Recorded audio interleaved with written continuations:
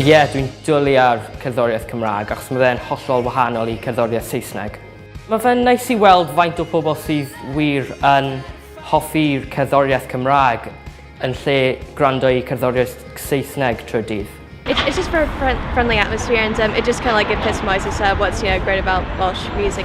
Fi'n credu bydd yn neis i pobl gwrando i fwy o cherddoriaeth Cymraeg. There's not just one sort of brand, there's great choral singing, there's DJ, there's all sort of rock is very, very popular at the minute. And as Hugh Stevens said actually this week, he said, I think we're entering a golden age for Welsh language music, and I couldn't agree more.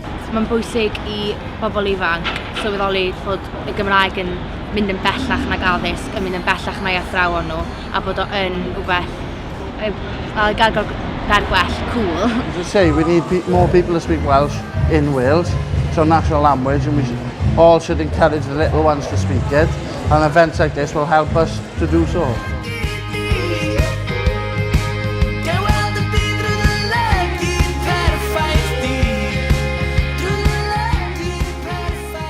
It's given me a wider appreciation of Welsh music in the sense of Welsh vocals being sung in different types of bands, like everyone listening to them singing along different parts in like Welsh and English is really like incredible to see, especially with people of a young age similar to mine. Just gwrando ar gwahanol artistiaid, gwahanol bandiau, a mae'n gymaint o wahanol steiliau dwi'n meddwl yn y Gymraeg. Mae hynny falle'n fwy eglur yn y Gymraeg nac yn y Saesneg, a mae'n siŵr bod yna rhyw artist mas na sy'n apelio at bawb, felly just gwrandewch ar ymrywiaeth y ganeuon, really.